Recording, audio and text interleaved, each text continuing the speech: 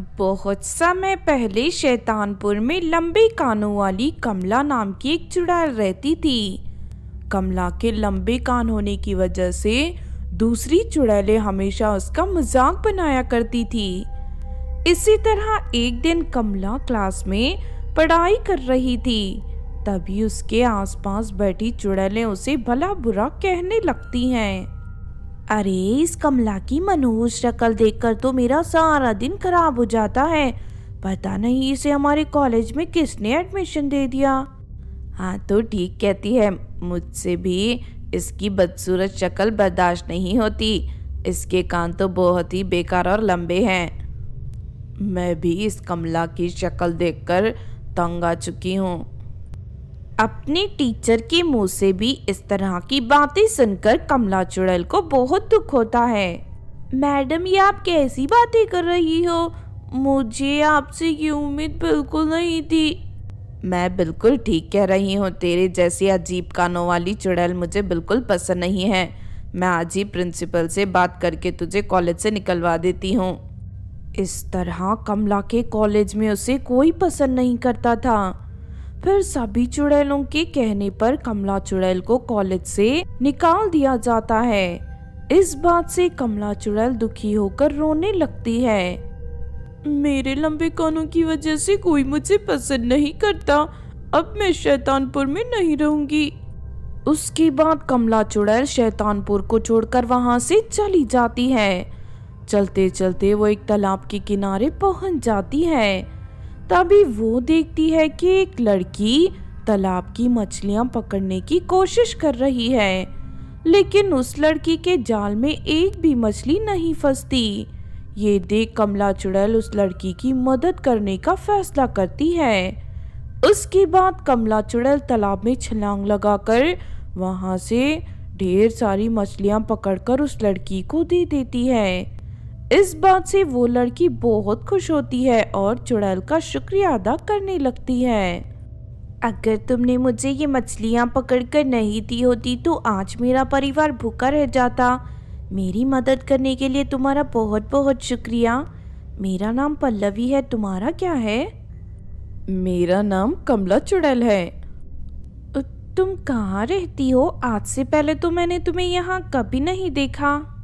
मैं शैतानपुर की चुड़ैल हूँ। मेरे लंबे कानों की वजह से वहाँ मुझे कोई पसंद नहीं करता, इसीलिए मैं शैतानपुर छोड़कर यहाँ गई।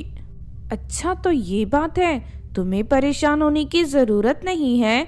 आज से तुम मेरे साथ मेरे घर पर रहोगी।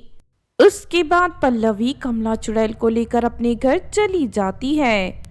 पल्लवी कमला चुड़ैल को रहने के लिए अपने घर का एक कमरा दे देती है, लेकिन अगले दिन गांव में चुड़ैल आने की बात सभी लोगों को पता चल जाती है। सुन पल्लवी, तू इस लंबे कान वाली चुड़ैल को अपने घर पर क्यों रख रही है?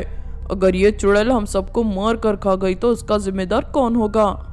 हाँ बिज्जू चाचा बिल्कुल ठीक कह रहे हैं। ये चुड़ैल इस गांव में नहीं रह सकती। तू इसी वक्त यहाँ से भगा दे इसे, वरना हम सब मिलकर इस चुड़ैल को जलाकर मार देंगे। नहीं, मेरा यकीन करो, ये चुड़ैल बहुत अच्छी है। ये तुम में से किसी को कोई नुकसान नहीं पहुंचाएगी। पल्लवी गांव वालों को समझा ही रही थी कि तभी अचानक एक जादूगरनी अपने जादुई झाड़ू में उड़ती हुई गांव में दाखिल हो जाती है। उस जादूगरनी का खतरनाक रूप देख सभी गांव वाले डर के मारे तर-तर कांपने लगते हैं। अरे नहीं, ये दुष्ट जादूगरनी फिर से हमें परेशान करने गांव में आ गई। अब इसके कहर से हमें कौन बचाएगा? तभी वो जादूगरनी अपनी थैली से ढेर सारे कव्वे निकालकर हवा में छोड़ देती है। फिर वो सारे कव्वे अपने मुंह से आग उगलकर गांव वालों के घरों में आग लगाने लगते हैं। ये देख सभी गांव वाले दुखी होकर रोने लगते हैं, लेकिन तभी कमला चुड़ैल हवा में उड़ने लगती है और एक एक कर सभी कौवों को पकड़कर उन्हें मार डालती है। अरे नहीं, ये चुड़ैल अचानक यहाँ कैसे आ गई? ठहर जा चुड़ैल, मैं अभी तुझे जलाकर राख कर दूंगी। इससे पहले कि जादूगरनी कुछ कर पाती, कमला चुड़ैल फौरन उसे पकड़कर जमीन पर गिरा देती है। उसके बाद कमला जादूगरनी की पिटाई करने लगती है। नहीं नहीं, मुझे छोड़ दे चुड़ैल, मैं वादा करती हूँ आज के बाद मैं दोबारा इस गांव में कभी नहीं आऊंगी। फिर कमला चुड़ैल के डर से जादूगरनी वहां से भाग जाती है। ये देख सभी गांव वाले बहुत खुश होते हैं और कमला चुड़ैल की तारीफ करते हुए उसका शुक्रिया अदा करने लगते हैं। इस तरह सब कुछ ठीक हो जाता है। उस दिन के बाद से कमला चुड़ैल हंसी खुशी पल्लवी के साथ उस गांव में रहने लगती है। किसी राज्य में तारा नाम की खूबसूरत राजकुमारी रहती थी। राजकुमारी को सुंदर सुंदर पक्षी पालने का बहुत शौक था। फिर एक दिन राजकुमारी तारा नगर के बाजार में घूम रही थी कि तभी उसे एक दुकान पर ढेर सारे सुंदर पक्षी दिखाई देते हैं। उन पक्षियों की सुंदरता देख राजकुमारी तारा उन पर मोहित हो जाती है। उसके बाद राजकुमारी दुकान पर बैठी औरत को ढेर सारे स्वर्ण मुद्राएं से भरी एक थैली पकड़ाकर उससे सारे पक्षी खरीद लेती है। फिर महल जाकर राजकुमारी उन सभी पक्षियों को अपने कमरे में रखकर उन्हें पालना शुरू कर देती है। लेकिन फिर एक रात अचानक राजकुमारी के कमरे में एक चुड़ैल दाखिल हो जाती है। उसके बाद चुड़ैल कमरे में मौजूद सभी पक्षियों को पकड़कर अपने साथ ले जाती है। फिर जंगल में पहुंचने के बाद चुड़ैल उन सभी पक्षियों को आग में भूनकर उन्हें खा जाती है। दूसरी तरफ सुबह अपने कमरे से सारे पक्षियों को गायब देख राजकुमारी को बड़ा आश्चर्य होता है। अरे ये क्या, अचानक सारे पक्षी कहाँ चले गए? अपने पक्षी खो जाने से राजकुमारी बहुत दुखी होती है। फिर अगले दिन राजकुमारी बाजार में मौजूद उसी दुकान में पहुंच जाती है जहां से पिछली बार उसने पक्षी खरीदे थे। राजकुमारी इस बार भी दुकान में मौजूद सारे पक्षी खरीदकर अपने महल ले जाती है। इस बार मैं इन पक्षियों को खोना नहीं चाहती, इसीलिए मैं रात को कड़ा पहरा लगवा दूंगी। फिर राजकुमारी अपने कमरे में 2 दासियों को पहरे पर बैठा देती है। लेकिन रात होते ही वो चुड़ैल फिर से राजकुमारी के कमरे में दाखिल हो जाती है।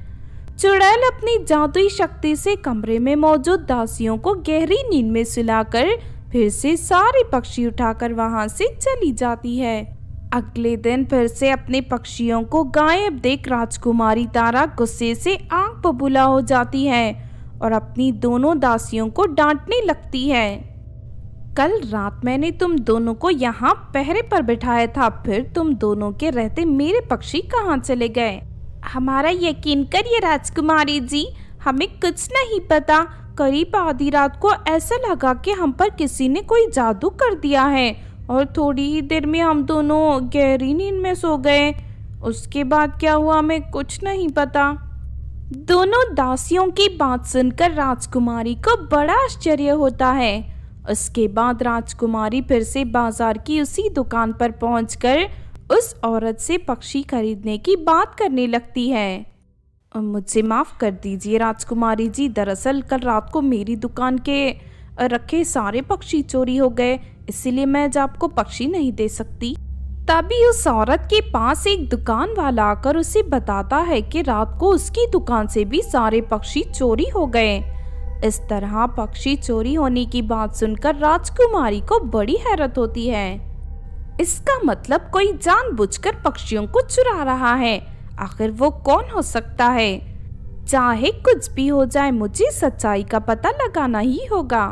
उसके बाद राजकुमारी परिदेश में रहने वाली अपनी सहेली सानिया परी को फोन करके महल बुला लेती है।